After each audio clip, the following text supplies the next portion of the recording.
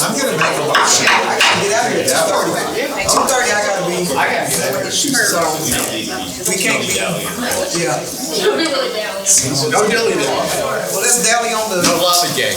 Yeah, call roll. They said call roll. They set me down. Yeah, because we don't get to sit next to each other anymore. Okay. I know, they say.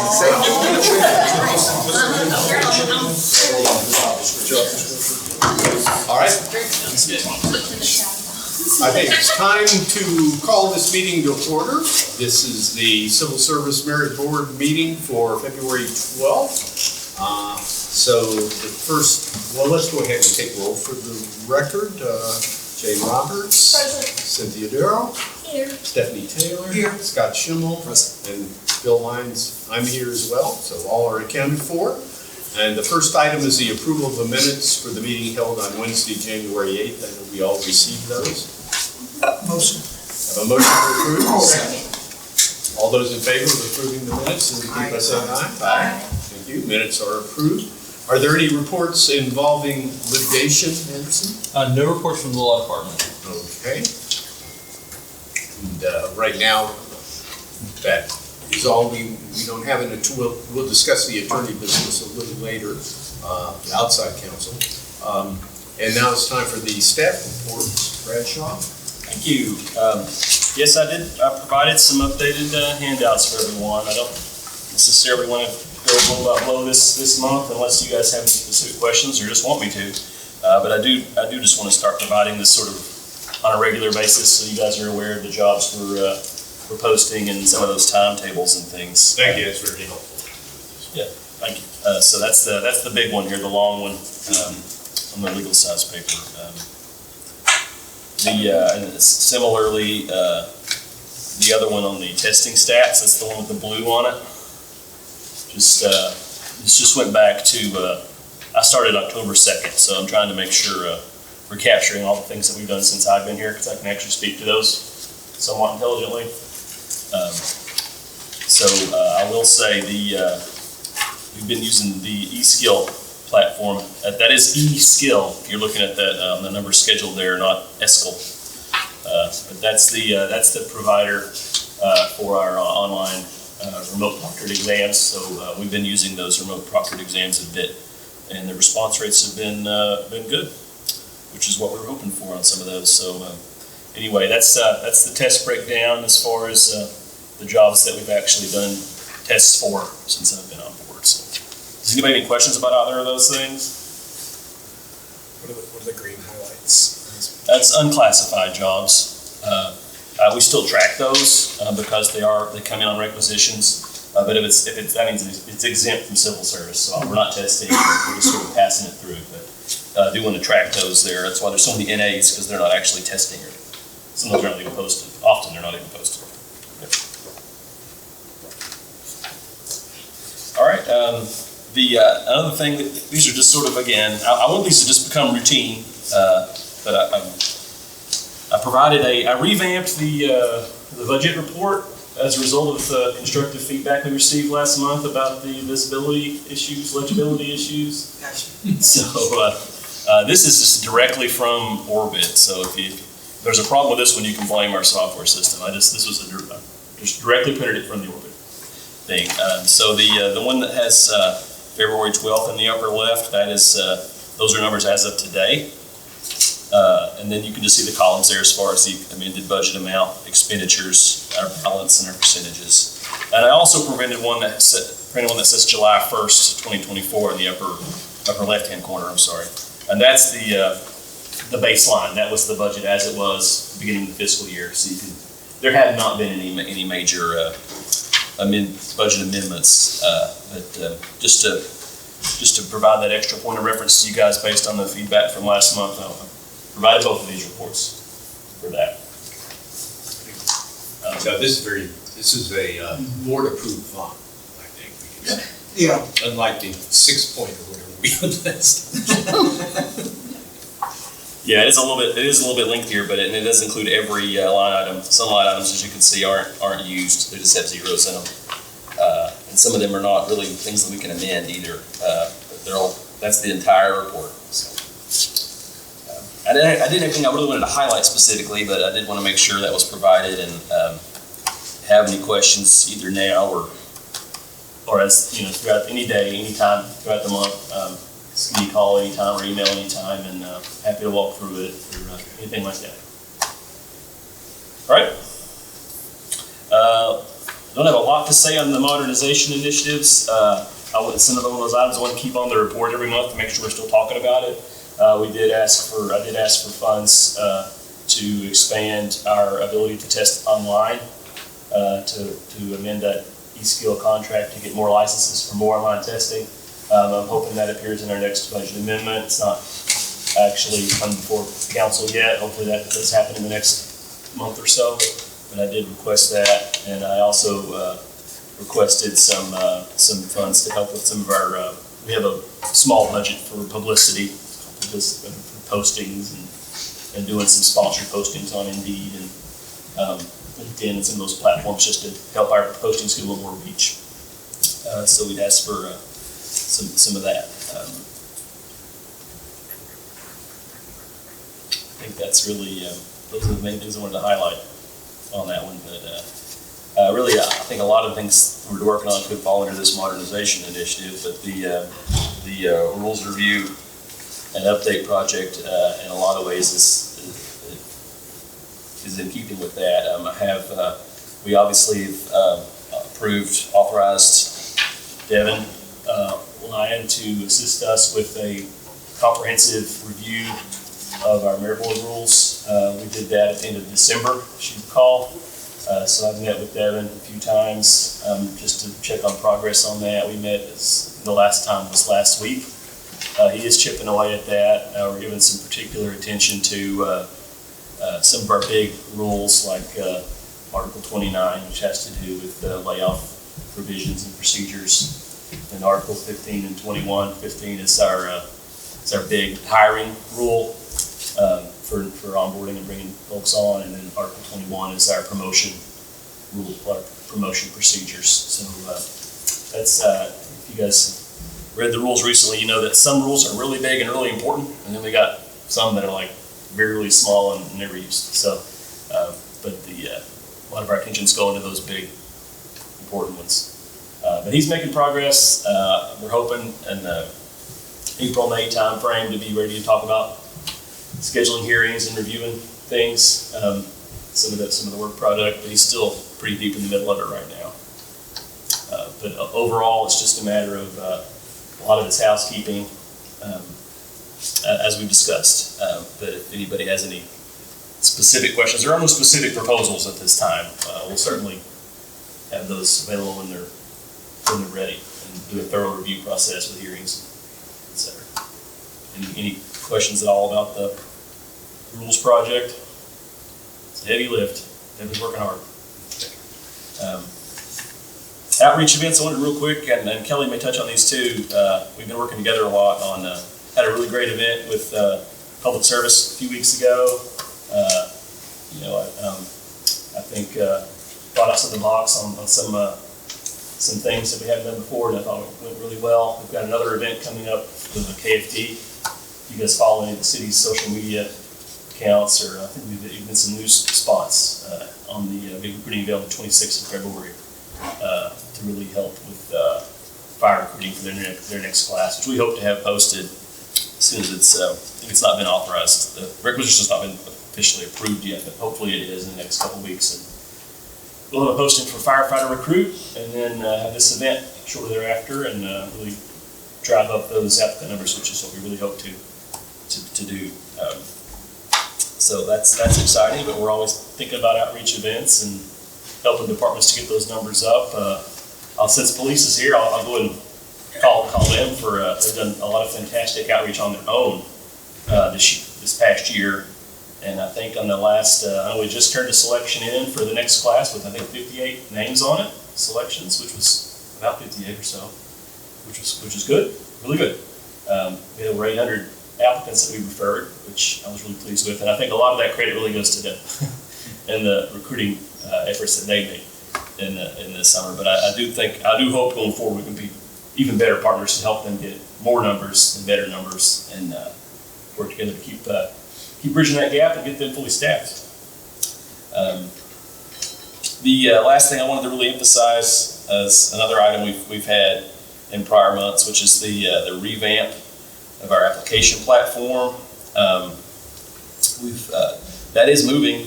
Actually, we've had a lot of activity, especially the last couple of weeks, meeting with our provider and with our IS department. In fact, we were in Chloe and I, and members of our teams, were in a meeting with Mark this morning for something like 2.5 hours, just go through some design feedback on meeting with the provider and some of the features that the new application platform have and how they fit with our rules and our policies and our practices as a city, and doing a lot of feedback and back and forth with the designer. We did the same thing yesterday.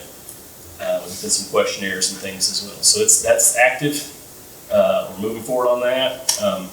Sometime, hopefully by the end of this year, I think Mark was hoping for October to be ready to launch something. We'll see how that goes. But anyway, I think we're going to really modernize how we bring applicants on board, and really excited about that project, and it's ongoing.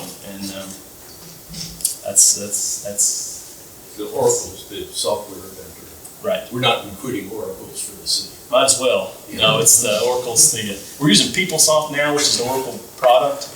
Yeah, and it'll be replaced with another Oracle product. All right, thank you. Appreciate that update. Did you want me to mention the legal thing now, or wait a little bit?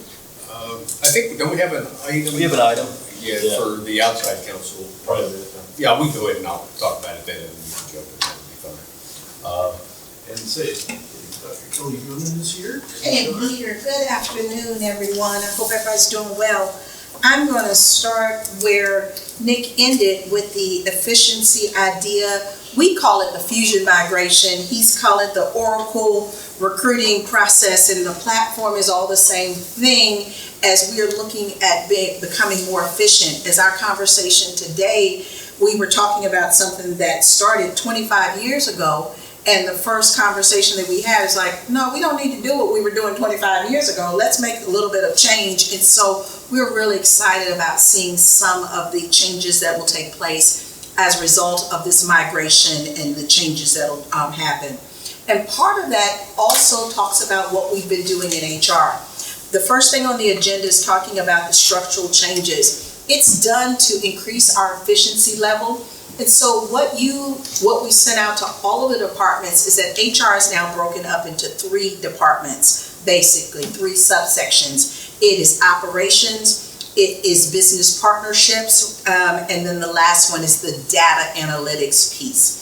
And so what we are looking to do is to make sure we're working with the departments to be much more efficient in the services that we provide, and that we are able to give the best services in the best way possible. So part of that included hiring a data analytics person. Mentioned that before, but we were able to hire, her name is Katrina Neuenschwanger. Did I say that right? I think so. Okay, and so in the process of that, Katrina, if you all knew anything about the start of HR, Katrina was one of the first members that helped us to put the HR department together as part of the connection with benefits. And so she is now coming back to us and will be our data analytics person. She will oversee our migration to the fusion migration and the Oracle updates. So she will oversee that. And we will be able to give a lot more data and information out as well. We do it on an annual basis, but we're looking to be able to provide you some additional information there. So I also wanted to tell you a little bit about our internship. One of the things, a part of the efficiency process is that civil service has now asked HR to lead the internship process. So the internship is that idea, all of those individuals that come from the university, different platforms, and they are working through an internship. here at the city of Knoxville. So we are working through that process, and we got some city website updates on this. We're doing a digital internship process to make this all digital here as well. We are also working to upload resumes and anything that they need so we can connect them to the departments that they need to work with as well. And then any of the programs, we have a person that will onboard all of the interns. So we're really looking to create a system that interns are really are part of the city of Knoxville, and hopefully will want to stay after they graduate as well.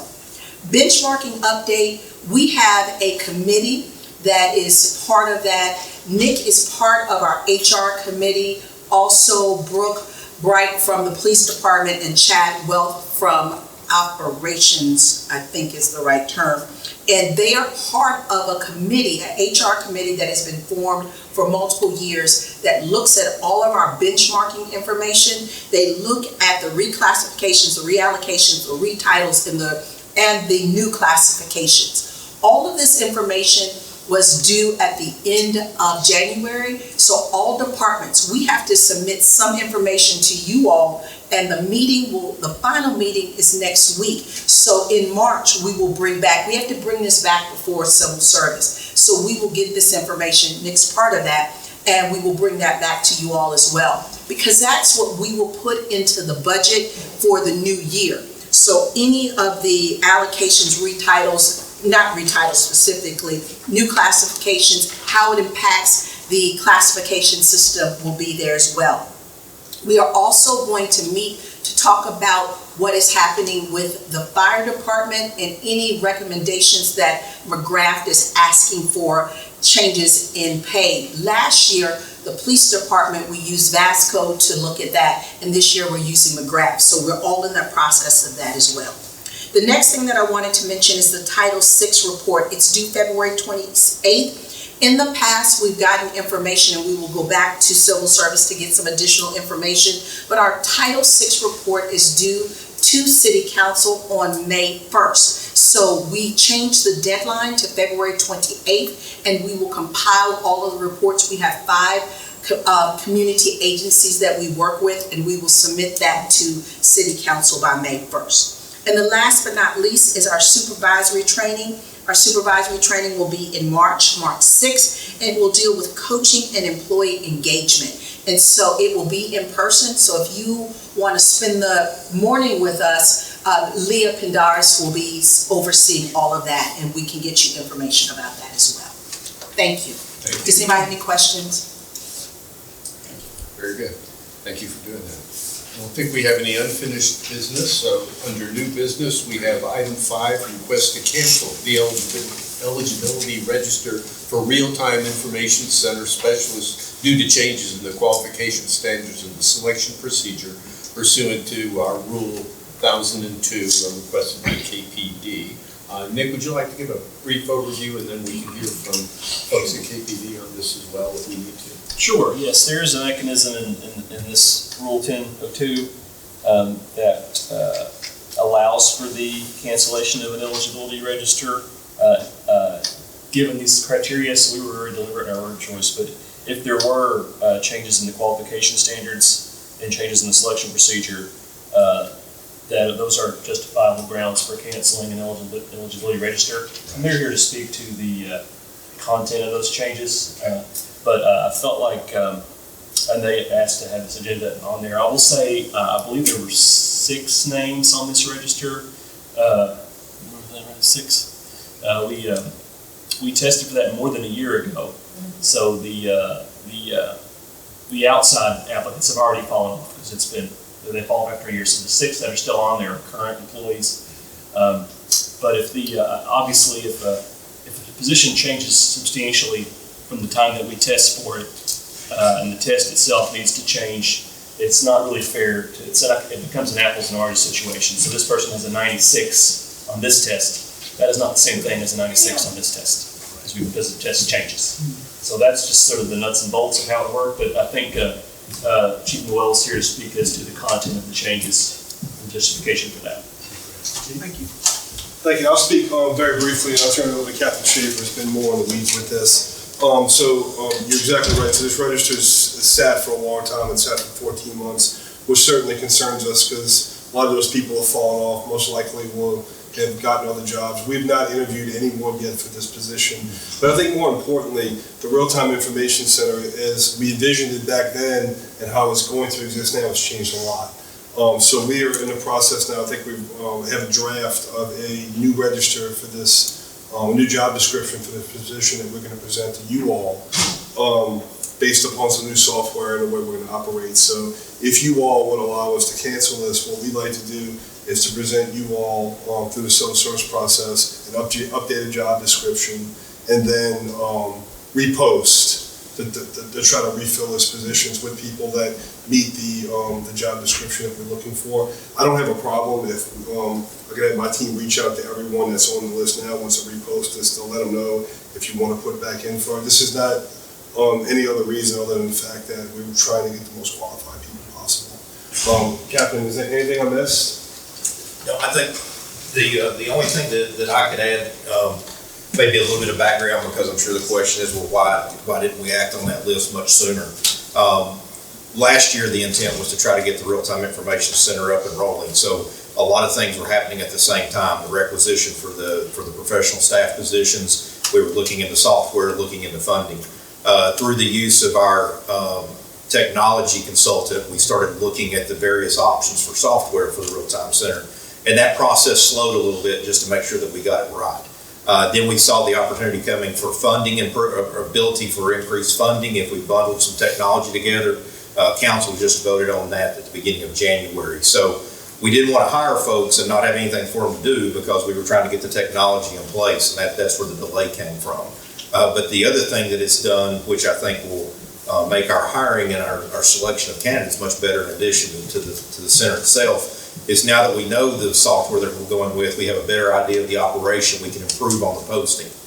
So the initial posting was, just to be honest, rather generic and based off what some other folks are doing, but we've now had the time to look specifically at the job description and those requirements to improve it. So the delay came from trying to get things done in the right order, and then kind of an added bonus was the ability to maybe improve upon the quality of the posting and hopefully the candidates as well. Thank you. I think we varied a little from Robert's rules inadvertently, or in my part inadvertently. We really should have had a motion and a second prior to the discussion. So would anybody like to make a motion to approve item 5?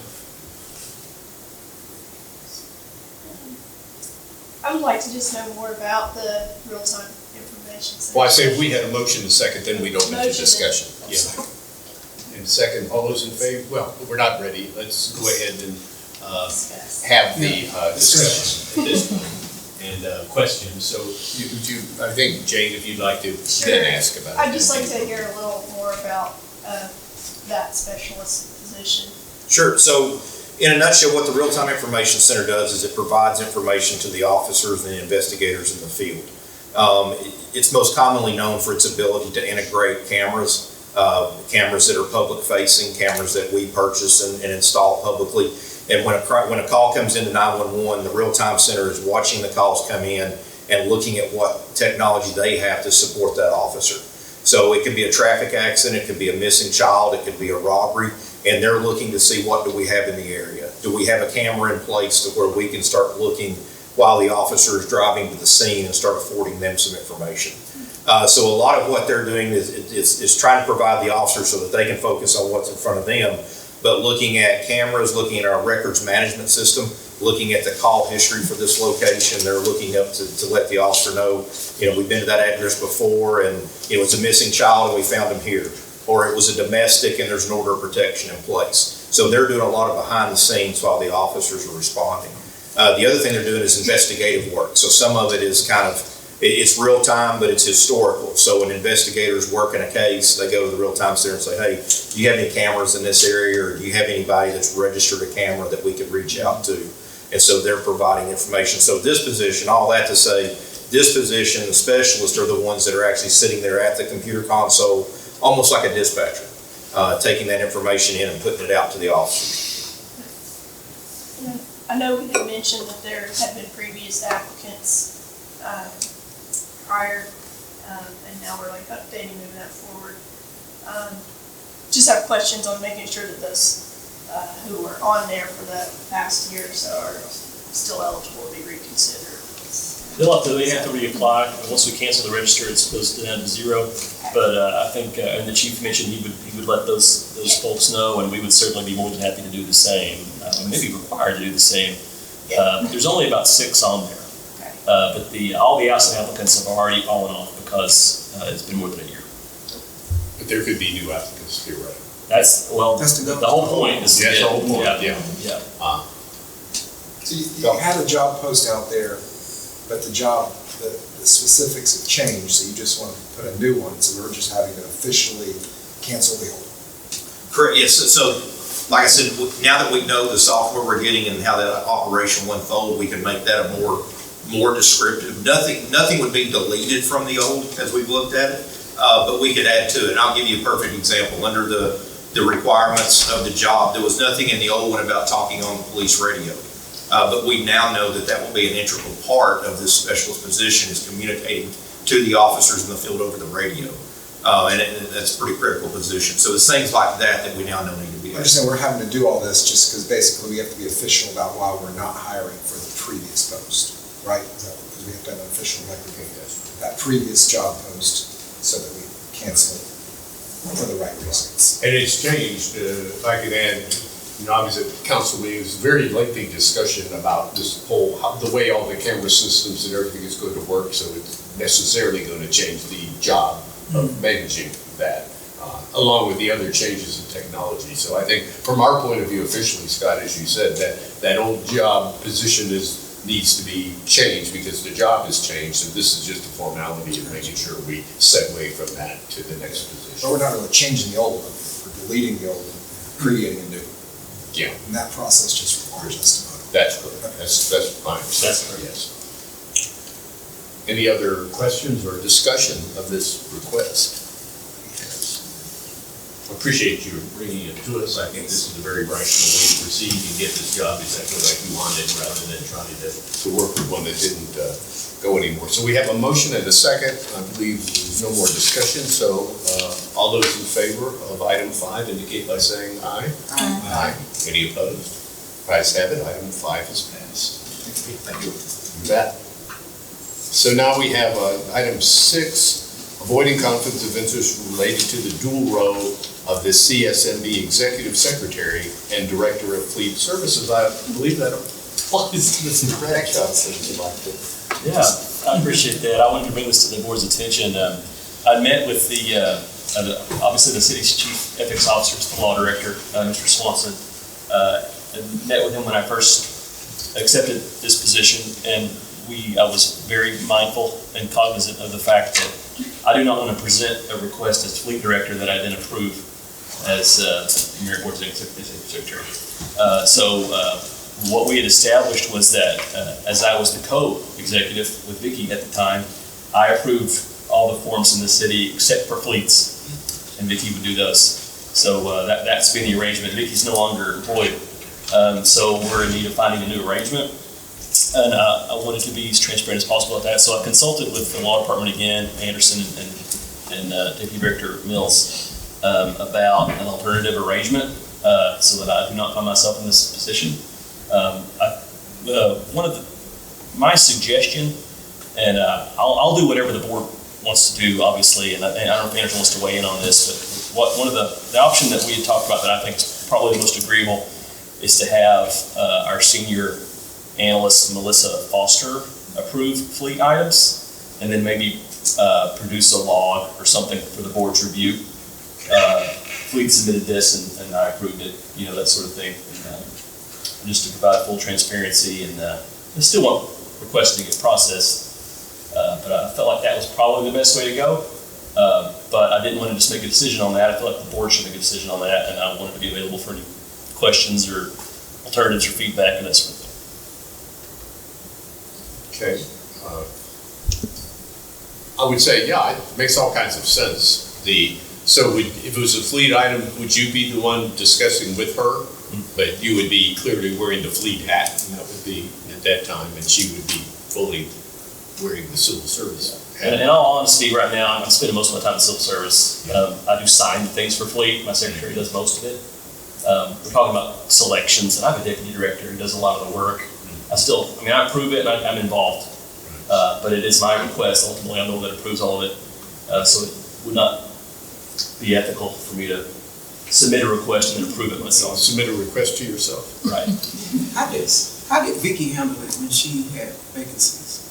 Well, she was always just civil service. So, we had the approval chain set up so that, it would go to both of us. She basically wouldn't act on it unless it was fleets. And she checked her email every day over the last few months. And, if I had to remind her to approve this one, I would. But usually she was pretty good about if a request came in from fleet. We're talking about a selection for a job or, name on a referral or a requisition, that sort of thing. So it's all done. It's either done by signature on a PDF document, digital signature, or it's done in PeopleSoft with a push and an approve button.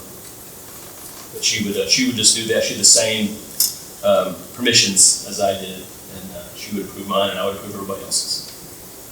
What about the vacancies in civil service? Well, I've not had one, but yeah. As far as I know, Vicky would submit it as the. Maybe she did submit it. Maybe she did approve her own request. I'd have to go look into that. I've not had to we have very low turnover in civil service. The chain does go typically department head, finance director, HR director, civil service, executive secretary is the last one. So there are other steps in the process. You're not just approving it yourself. But you don't have the conflict that's same here, which you do have is potentially, that's why we're here really to be a check. Right. Well, if it was a pure civil service hire, present, that we would be the check rather than, so it wouldn't be a conflict of interest on your part that I can see. Right. So that's a good question. Yeah. I think so, and I think understandably too. Probably in the past, in the civil service, that may needed to go before the board. That's right. It's certainly going to the boards. Yes, and now, so we'll happily take that. Yes. We'll take that. Yes. My plan is to have no further turnover in civil service as long as I'm here. Good, yes. Okay. Yeah, and this obviously is not a voting, we could express our support for the way you're handling it, I guess, but this doesn't seem to be a voting item exactly. Yeah, Unless anybody wants to take a vote to approve the way it's handled. Okay, any other questions on 6 other than? Or should we have a vote to what was her name? Melissa. Do we need to vote to have her? I don't know. Well, I guess not to be hyper purist about it, but the item as it's stated doesn't really have the solution. Say item 5 is like an actual request that we would approve. Though I think a resolution, I would be fine going on record having a vote approving of the procedure that you outlined. I think just so we have that. That's okay. Okay, do we have a motion for item 6 then prior to? Motion. Second. All those in favor of approving the way Mr. Bradshaw is indicated handling this situation, please indicate by saying aye. Aye. Opposed, no? You approve. Thank you. And now we have a selection update. Jane? Okay. This might be where I tap Nick in, just for some information with our posting for the Civil Service Executive Secretary position. So since the board met last, our committee, selection committee, we have not met technically. We'll be meeting next week though to really get the ball rolling on making sure we have a process outlined for interviewing and selection for later to bring to the board. And we'll be working with Anderson on that and legal to make sure doing the best we can there. And then Nick, if you're able to speak to anything related to the job posting. We're doing really well. We've still got some weeks to go. March the 7th is the deadline. Last I checked, we were at 48, unless you checked more recently. 48 applicants. which is a lot. It's a lot of work for you. It's gonna be some work. I've got a good amount of help on the committee, so. Yeah, I bet we'll hit 100. Yeah. At this rate, if this trend continues. And so, Well, that's a good indicator of Yeah. good job description, so thank you. liking that well, I've got, again, a lot of help from our committee and getting that rolling. And so, as we said, that was like a 45-day posting. We know we'll close March 7th. After that, I know March is going to be a big working time for the committee to be going through the application process. So, you know, going through that, hopefully, sounds like qualified candidates, maybe trying to get something before the board, let's say even April, May, June. Nick is being gracious enough to, I don't want to have to make him extend his welcome here in the department, so, but things are really moving, so it's exciting. Thank you, that's great work. Thanks, I know you've spent a tremendous amount of volunteer time on that, so. Thank you, Jane. Thank you. So is all the employee reps too. A shout out to them on one. Yeah. Sounds you had a good functional team. Yes, absolutely. Okay, the next item is outside legal counsel. I'll be brief on that. This is just an update. We had left unresolved what to do when we did need outside counsel. We made a quick call for the rule update to go to Devin Lyon, who'd been very familiar with all of this, and I believe that work is near ending that, or is it? It's a pretty good amount of. He was hoping to have something to present in April. We'll see. I think it was. Yeah, it's an extensive It's a amount heavy of work. lift, so I wouldn't be surprised if it were May. But occasionally, we're going to need outside counsel. It is potential conflict that we have, given the situation or the workload, because Anderson has other things as well that we'll take a cue from you sometimes. Absolutely. You know, I'm obviously would say, hey, at this point, I can't do this item justice or whatever. And doing a little, and Nick met with the folks in law, Nick and I had discussed prior to that, how we want to handle it. And the best way to do it is, and I agree with this, is a request for qualifications and RFQ. You don't want to get into RFP, you get sometimes, because you want to be able, in a professional services job, to be able to look at some of the more intangibles along with the rate, but you don't want it just to be dependent on a rate or something like that. I mean, so we're going to move forward on setting up a process for that, and then that would come back to the board for a discussion or a choice. So leave at that point. So we don't have any immediate pressure, but I think the sooner we get this settled, the better, because some of it's going to involve some pretty quick turnaround on some items. And we don't want to burden Anderson or folks in law. So that's where we are on that. We hope to get that wrapped up in the next couple meetings anyway. And if we don't have any other items, does anybody have any other business that they would like to put before us? Well, I'll entertain a motion to adjourn. Motion. You're quick on the draw. Okay. All those in favor of adjourning? Aye. Okay. There's never a nay. I hope they never. Quick question. We'll have to. So, We'll consider ourselves here. unclassified.